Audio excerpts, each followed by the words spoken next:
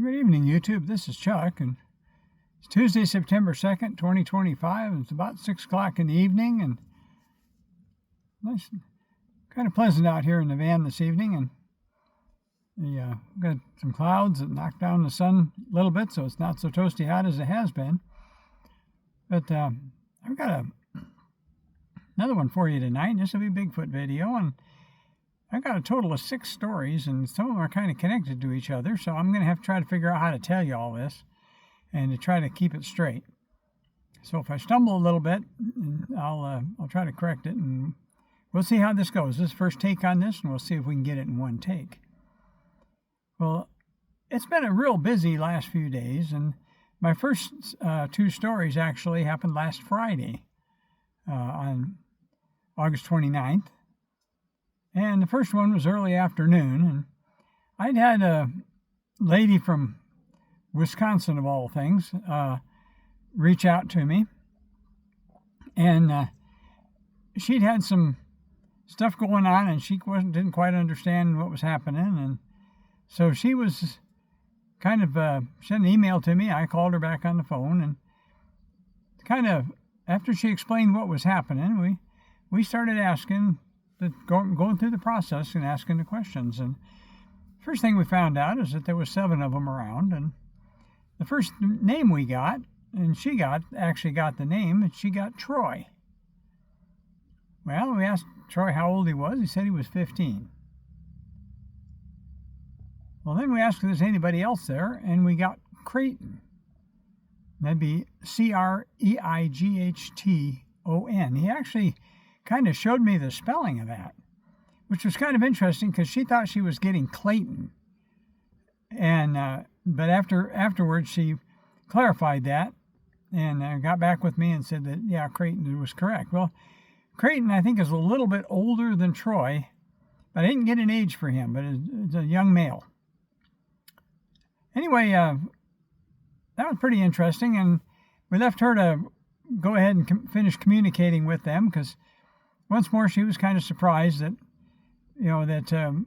once we did the right procedure, and once she made the connection, and once she understood what that tingle felt like, because it feels different for everybody, and once she understood what that was like, then she was able to pick it up on her own, and that was pretty cool.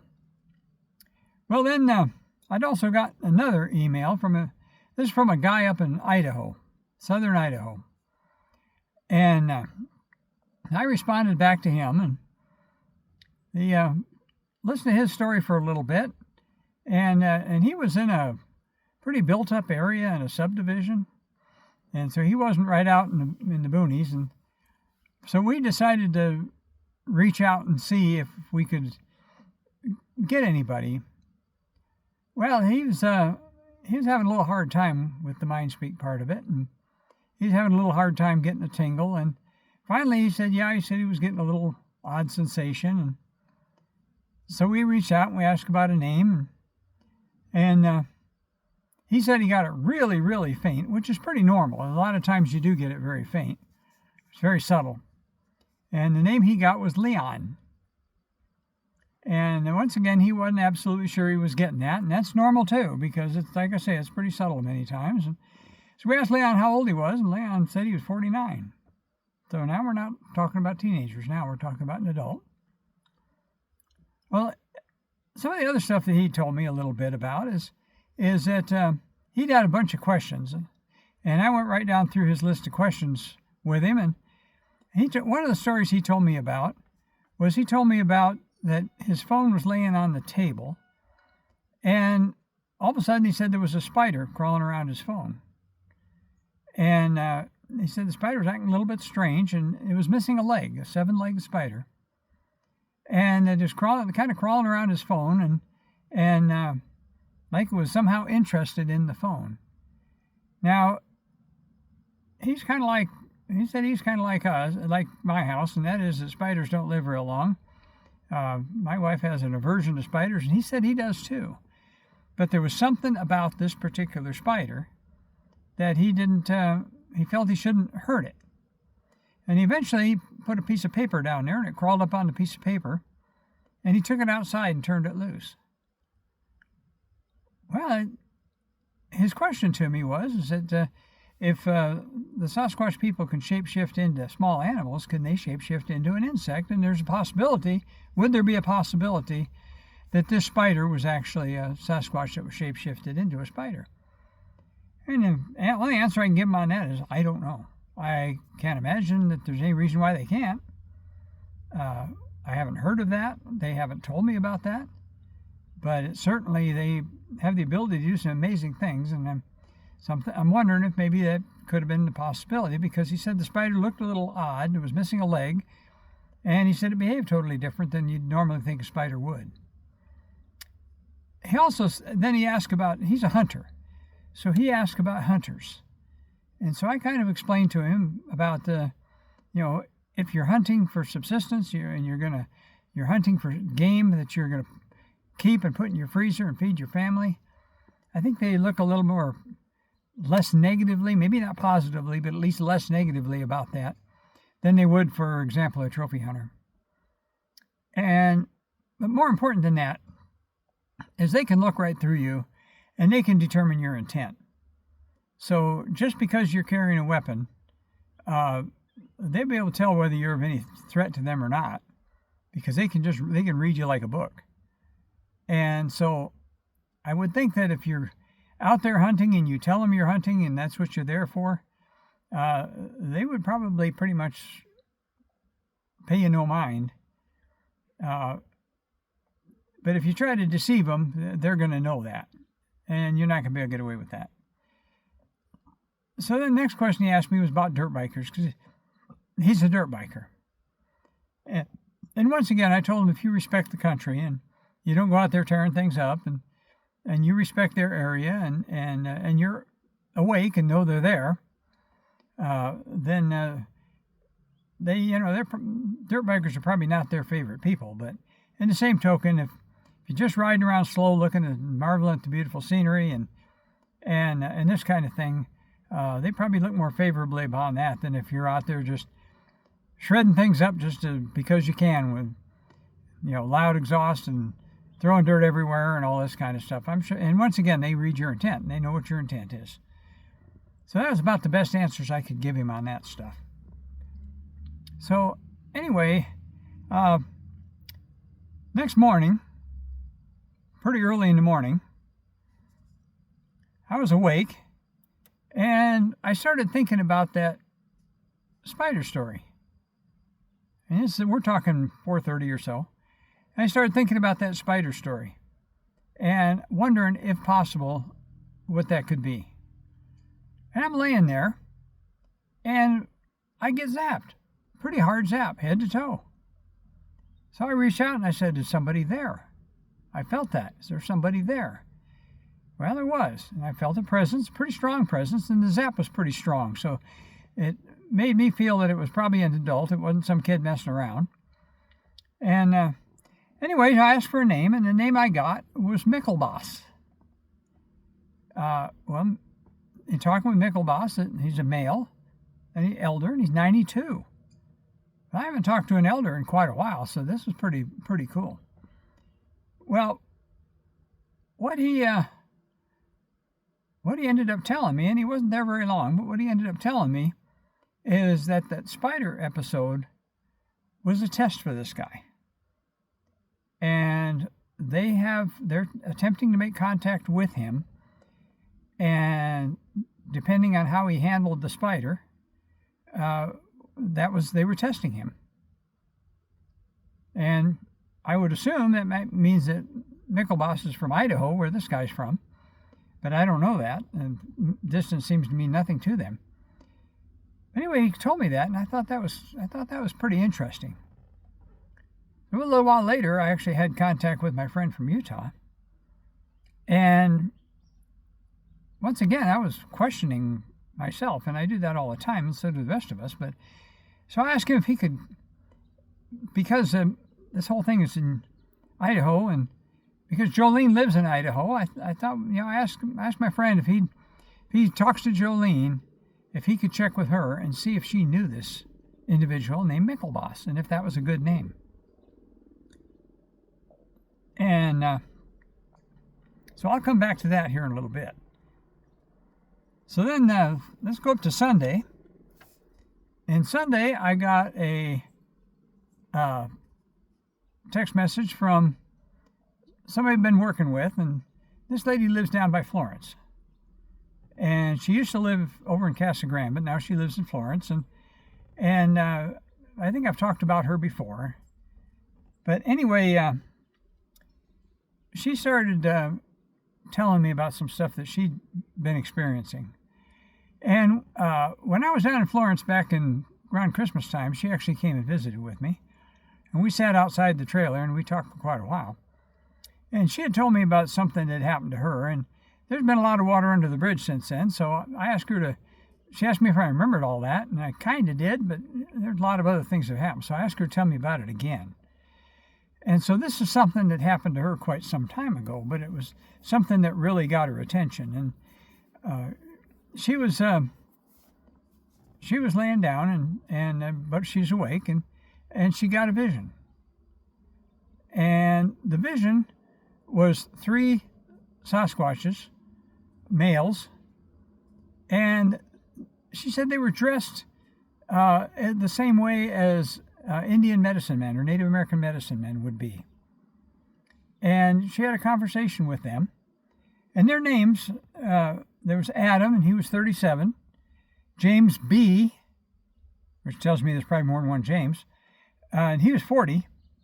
And another one named Seraphim, and Seraphim was 57. And they dressed up like tribal medicine men, and each one of them was from a different clan group, but they were there and they spoke with her.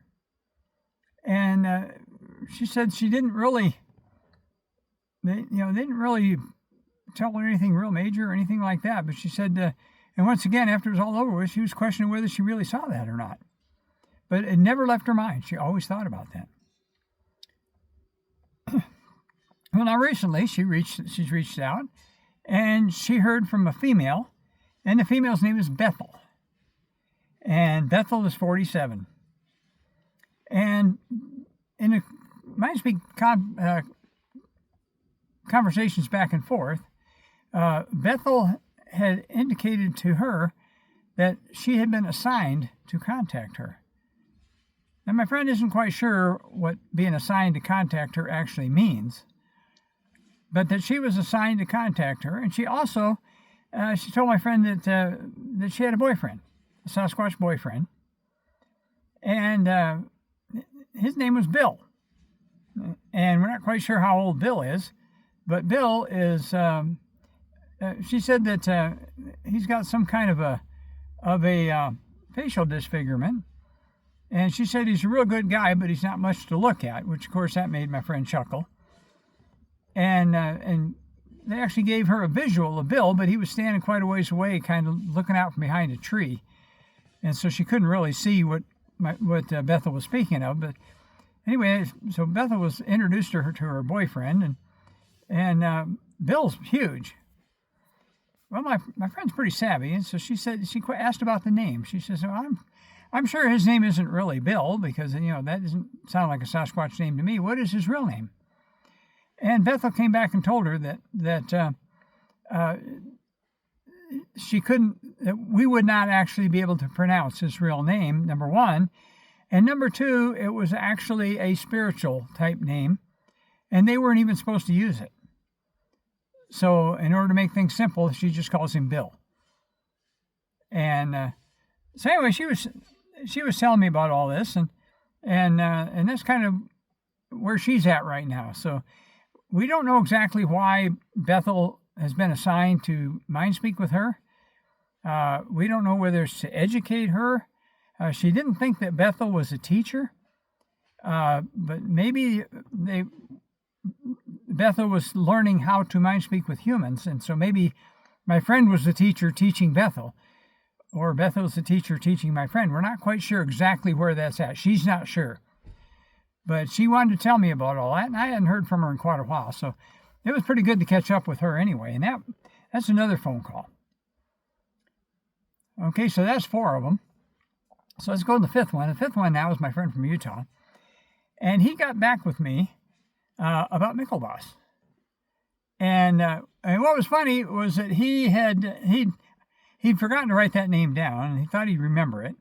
But when he ended up talking to Jolene, and Jolene, of course, is a female elder that has a pretty important job among the Sasquatch people. She's the keeper of the portals, and because of that, just about everybody, all the Sasquatch families all know her, because at some point in time they've had contact with her. And so she knows everybody. So we figured if Miklbos was the real name, and if we got the name right, she probably knows him. Well, my friend was reaching out, and he was trying to remember what the name was that I told him, and he could not remember Miklbos. And so he reached out with the name Malbach. And he was wondering if maybe that was the name. Well, to his surprise, he immediately got an answer. He asked if there was somebody named Malbach that would talk to him. And he immediately got an answer. And it turns out that Malbach is a 34-year-old male that lives in western Washington, somewhere around the Mount Rainier area. And he was pretty open to contact, and he was carrying on a conversation with my friend. And so my friend asked if he could, can I ask you some questions, without being obtrusive? And he said, yes. He said, do you have a what we would call a wife or a mate? And he said he did. And her name was Xanthra, and she's 32. So my friend asked about children, and he said, yes, he has a four-year-old daughter named Tabitha and a 2-year-old son named Gondor. And he said he was just absolutely amazed at how casual Malbach was about talking to him, how clear the mind speak was, and how open and friendly he was. So it's kind of like when you send a text to somebody and you accidentally type the wrong number in, and somebody else gets the text, and all of a sudden you become friends with them. So my friend has a new friend now in Washington by the name of Malbach, and Malbach was telling him about his family. That's pretty just absolutely amazing. Well, later on he did get a hold of Jolene, and Jolene confirmed that yes, she knows Miklbos, and she knows Malbach. So is that cool or what? So we confirmed that that's legitimate, and that the person I talked to, Miklbos, is an existing person. We confirmed the tie with the spider story, and why that individual, the fellow in Idaho, why they showed him that spider. They have some plans for him. He's having a hard time wrapping his head around all this, and when he'll hear this, I'm sure, and he'll realize I'm talking about him. And I'm not going to release his name quite yet. But and so finally, the last thing I want to tell you about, and this one actually happened to me, and this was yesterday morning. And yesterday morning, I was sitting drinking coffee and looking at the morning news, and I got the pretty strong tingle. And now, it didn't feel like any of the tingles that I'm aware of, and I've talked before that when you talk to the same people over and over again, sometimes when they reach out to you, you can tell who it is. And this felt a little off or a little odd. And so, I reached out and I asked, number one, I asked if it was Malbach, because I told my friend in Utah, I said, when you talk to him, tell him that feel free to reach out and talk to me if he wants to. And so I thought it might have been him, but I didn't. It wasn't him. I thought maybe that it was Miklbos, and no, I couldn't get anybody to talk to me. Well, it felt a little odd, and I was a little suspicious about the contact. And so what I decided to do is I decided to try rebuking. And so what I said was, if you are a child of God, yes, I would welcome your contact and I would like to speak with you. But if you are not a child of God, I don't want to have anything to do with you. And that contact broke and that individual is gone. So what does that tell me? Well, it tells me it probably was not anybody good. I don't know who it was. I don't know what it was. I can't explain it. But somebody reached out, make the contact. I was suspicious enough that I responded back with that. And it was effective. And whoever this entity or individual or whatever it was, they spooked. They got out of there the minute I said that. And that tells me that there's something going on out there. I don't know what it is. So we've got some more stuff coming. We're not quite ready to tell you about yet. But this is 6 stories. This has gone on for a while. The light's holding up pretty good. But I think I should probably wrap this one up. So let me tell you, as I always do, take care of each other, love each other, and show gratitude for your life and what you have, and thank the good Lord for the life He's given you.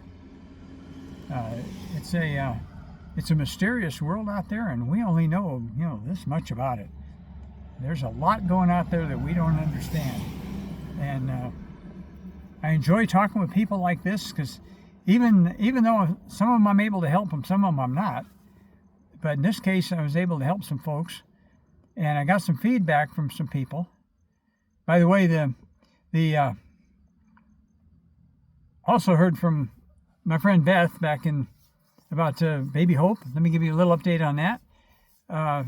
Baby Hope's mother's name is Zion, and she told me what her father's name is, and I don't remember it right this second. Got a lot of names floating around up there right now. But anyway, she said they celebrated that birth for 3 days and 3 nights. And now everything's pretty much back to normal at her place, but she's having ongoing contact with the Sasquatch family. And that's really cool. So that's kind of a 7th bonus story. So I better wrap this one up. And until I talk to you again, let me just tell you, I guess nothing else to do but tell you peace out.